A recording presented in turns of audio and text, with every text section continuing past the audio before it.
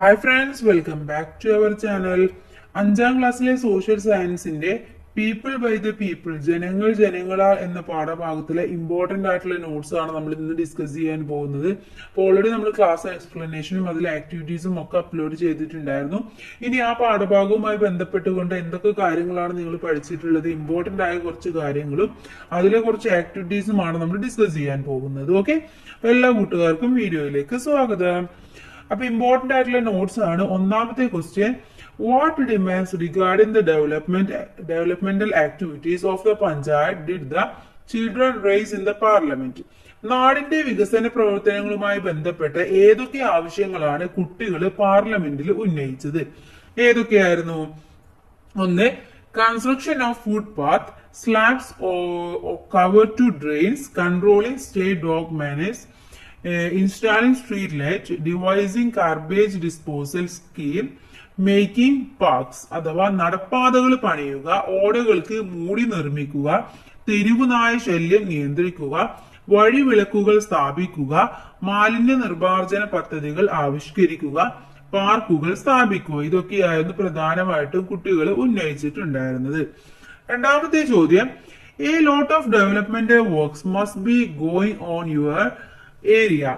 If so, who are the authorities that decide on such developmental activities? നിങ്ങളുടെ പ്രദേശത്ത് ധാരാളം വികസന പ്രവർത്തനങ്ങൾ നടക്കാറുണ്ട് അല്ലെ? അങ്ങനെയാണെങ്കിൽ ഇത്തരം പ്രവർത്തനങ്ങളെ കുറിച്ച് ചർച്ച ചെയ്യുന്നതും തീരുമാനമെടുക്കുന്നതുമൊക്കെ ആരാണ്? ഗ്രാമസഭ അല്ലെങ്കിൽ വാർഡ് സഭയാണ്. ഗ്രാമസഭയോ വാർഡ് സഭയോ ആണ്. Then next question, what is democracy? എന്താണ് ജനാധിപത്യം എന്ന് പറയുന്നത്? The system in which the people themselves on their elected representatives make decisions on administrative matters is called democracy.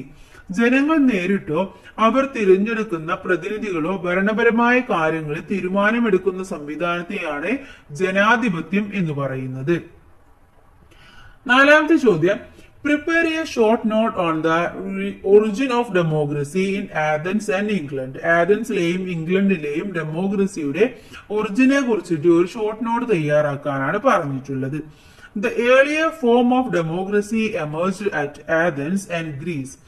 Athens plays a crucial role in shaping the concept of democracy.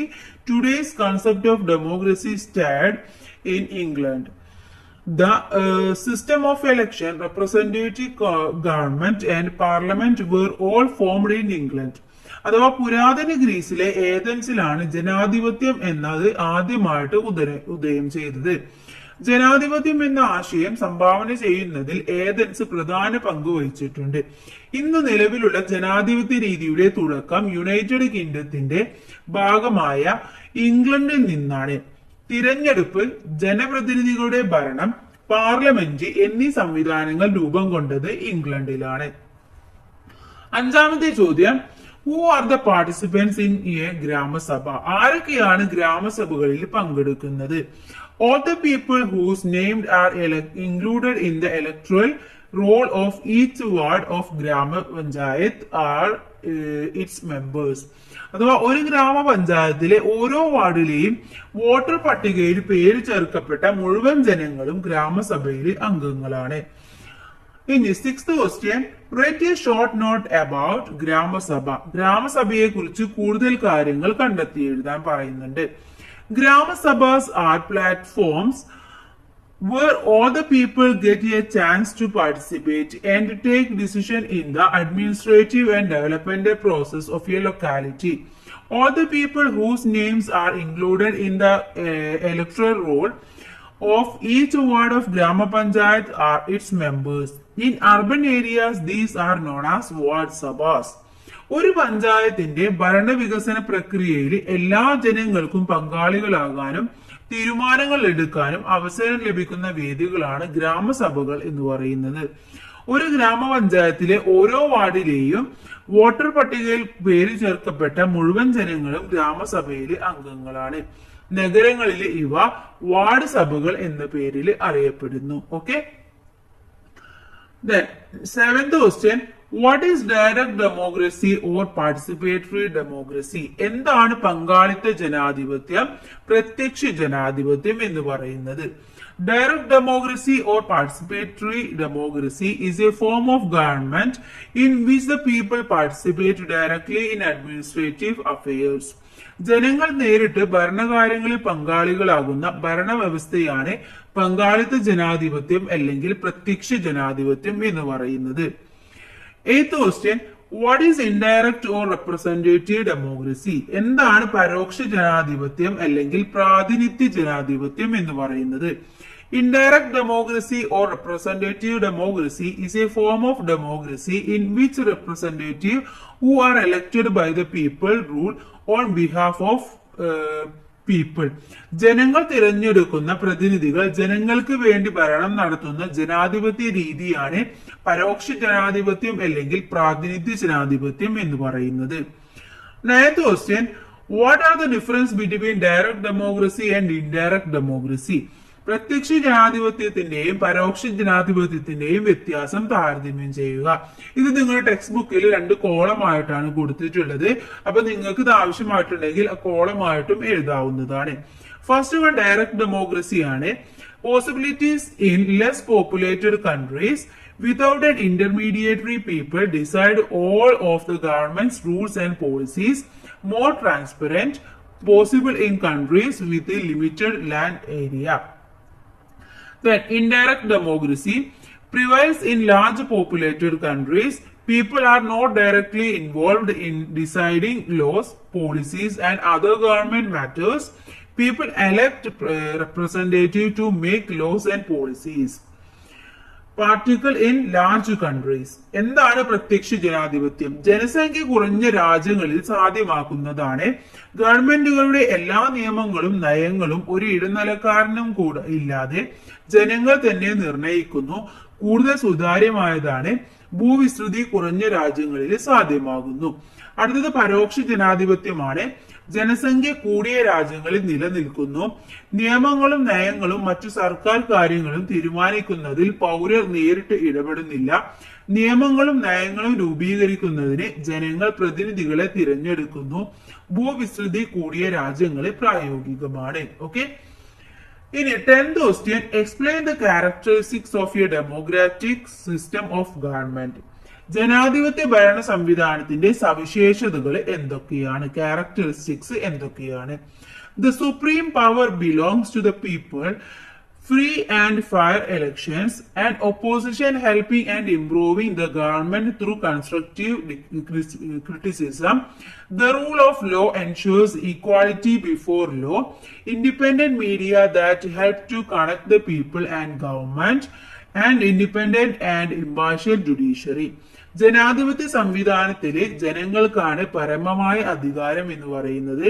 സ്വാതന്ത്ര്യവും നീതിപൂർവമായ തിരഞ്ഞെടുപ്പാണ് നടക്കാറുള്ളത്. ഗവൺമെന്റിനെ വിമർശനങ്ങളിലൂടെ മെച്ചപ്പെടുത്താൻ സഹായിക്കുന്ന പ്രതിപക്ഷം ഉണ്ടായിരിക്കും. നിയമത്തിന് മുന്നിൽ എല്ലാവർക്കും തുല്യത ഉറപ്പുവരുത്തുന്ന നിയമവാഴ്ചയാണുള്ളത്. ജനങ്ങളെയും ഭരണകൂടത്തെയും തമ്മിൽ ബന്ധിപ്പിക്കാൻ സഹായിക്കുന്ന സ്വതന്ത്ര വാർത്താ മാധ്യമങ്ങൾ ഉണ്ടായിരിക്കും. സ്വാതന്ത്ര്യവും നിഷ്പക്ഷവുമായ നീതിന്യായ വ്യവസ്ഥ നിലനിൽക്കുന്നു. ഇതൊക്കെയാണ് പ്രധാനപ്പെട്ട സവിശേഷത അല്ലെങ്കിൽ ക്യാരക്ടറിസ്റ്റിക്സ് എന്ന് പറയുന്നത്. നെക്സ്റ്റ് 11th ക്വസ്റ്റ്യൻ ആണ്, what is universal adult franchise? എന്താണ് സാർവത്രിക പ്രായപൂർത്തി വോട്ടവകാശം? Universal adult franchise is the right to vote elections for everyone who has reached a certain age without any discrimination. Until 1989, the minimum age of the voter in India was 21 years. Now it is 18 years. യാതൊരു വിവേചനങ്ങളുമില്ലാതെ നിശ്ചിത പ്രായം പൂർത്തിയായ എല്ലാവർക്കും തിരഞ്ഞെടുപ്പിൽ vote ചെയ്യാനുള്ള അവകാശത്തെയാണ് സാർവത്രിക പ്രായപൂർത്തി വോട്ടവകാശം എന്ന് പറയുന്നത്.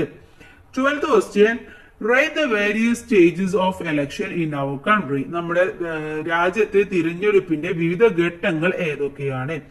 Appointment of election officers, election notification, submission of notification, scrutiny of nomination, withdrawal of nomination, election campaign, polling, counting of voters and A declaration of result. അഥവാ തിരഞ്ഞെടുപ്പ് ഉദ്യോഗസ്ഥരെ നിയമിക്കല്, തിരഞ്ഞെടുപ്പ് വിജ്ഞാപനം പുറപ്പെടുവിക്കല്, നാമനിർദ്ദേശ പത്രിക സമർപ്പിക്കല്, പത്രിക സൂക്ഷ്മ പരിശോധന നടത്തല്, നാമനിർദ്ദേശ പത്രിക പിൻവലിക്കല്, തിരഞ്ഞെടുപ്പ് പ്രചാരണം, വോട്ടെടുപ്പ്, വോട്ടെണ്ണലും ഫലപ്രഖ്യാപനവും. ഇത്രയുമാണ് ഉള്ളത്. അടുത്തത്, what is the duty of election commission? എന്താണ് ഇലക്ഷൻ കമ്മീഷന്റെ ചുമതല? The duty of election commission is to conduct free and fair election. സ്വതന്ത്രവും നീതിപൂർവവുമായ തിരഞ്ഞെടുപ്പ് നടത്തുകയാണ് തിരഞ്ഞെടുപ്പ് കമ്മീഷന്റെ ചുമതല എന്ന് പറയുന്നത്. 14th question, who appoints the 3 members of election commission including the chief election commissioner? അഥവാ ആരാണ് 3 അംഗങ്ങളുള്ള തിരഞ്ഞെടുപ്പ് കമ്മീഷനിൽ മുഖ്യ തിരഞ്ഞെടുപ്പ് കമ്മീഷണർ ഉൾപ്പെടെ എല്ലാവരെയും നിയമിക്കുന്നത്? ആരാണ്? ദ പ്രസിഡന്റ്, രാഷ്ട്രപതിയാണ്. 15th question, how we will inculcate democratic atmosphere in different places like family, school and public place? എങ്ങനെയാണ് കുടുംബം, സ്കൂള്, പൊതു ഇടങ്ങള് തുടങ്ങിയ സ്ഥലങ്ങളിൽ ജനാധിപത്യം കൊണ്ടുവരുന്നത്? എങ്ങനെയാണ്? ഫാമിലിയില് democracy is possible in the family when decision are taken by considering every one's opinions. എല്ലാവരുടെയും അഭിപ്രായങ്ങൾ പരിഗണിച്ചുകൊണ്ട് തീരുമാനമെടുക്കുമ്പോഴാണ് ജനാധിപത്യം കുടുംബത്തിൽ പ്രായോഗികമാക്കുന്നത്. ഇനി സ്കൂളിലാണെങ്കിലോ, democracy in school is ensured when children's opinion and interest are taken into consideration and equal opportunities and equality are ensured to them. അഥവാ സ്കൂളുകളിൽ അഭിപ്രായങ്ങൾ, കുട്ടികളുടെ അഭിപ്രായങ്ങളും താല്പര്യങ്ങളും പരിഗണിക്കുന്നതിനോടൊപ്പം അവർക്ക് അവസര സമത്വവും തുല്യതയും ഉറപ്പുവരുത്തുമ്പോഴാണ് ഒരു വിദ്യാലയങ്ങളിൽ ജനാധിപത്യം ഉറപ്പാക്കപ്പെടുന്നത്. നെക്സ്റ്റ് പബ്ലിക് പ്ലേസിലാണ്. Keeping public places clean, respecting the interest of others and obeying public rules are all necessary for leading a democratic lifestyle. പൊതു ഇടങ്ങളിൽ വൃത്തിയായി സൂക്ഷിക്കുക, മറ്റുള്ളവരുടെ താല്പര്യങ്ങൾ മാനിക്കുക, പൊതു നിയമങ്ങൾ അനുസരിക്കുക എന്നിവയെല്ലാം ജനാധിപത്യ ജീവിതക്രമത്തിന് അനിവാര്യമായ കാര്യങ്ങളാണ്. അപ്പൊ ഇത്രയും കാര്യങ്ങളാണ് നമ്മൾ ഈ ഒരു പാഠഭാഗത്തിൽ പഠിച്ചിട്ടുണ്ടായിരുന്നത്. എന്താണ് ജനാധിപത്യം, ഏതൊക്കെ തരത്തിലുള്ള ജനാധിപത്യം ഉണ്ട്, അതുപോലെ എങ്ങനെയൊക്കെയാണ് ജനാധിപത്യം കൊണ്ടുവരിക, എങ്ങനെയൊക്കെയാണ് ഇലക്ഷൻ നടത്തുന്നത്, ആരാണ് നടത്തുന്നത്, എപ്പോഴാണ് നമുക്ക് വോട്ട് ചെയ്യാൻ പറ്റുക എന്നുള്ള കാര്യങ്ങളൊക്കെ നമ്മൾ ഡീറ്റെയിൽ ആയിട്ട് ഡിസ്കസ് ചെയ്തു. ഇത് നമുക്ക് അടുത്ത പാഠഭാഗവുമായിട്ട് നമുക്ക് അടുത്ത വീഡിയോയിൽ കാണാം. എല്ലാവർക്കും താങ്ക്സ് ഫോർ വാച്ചിങ്.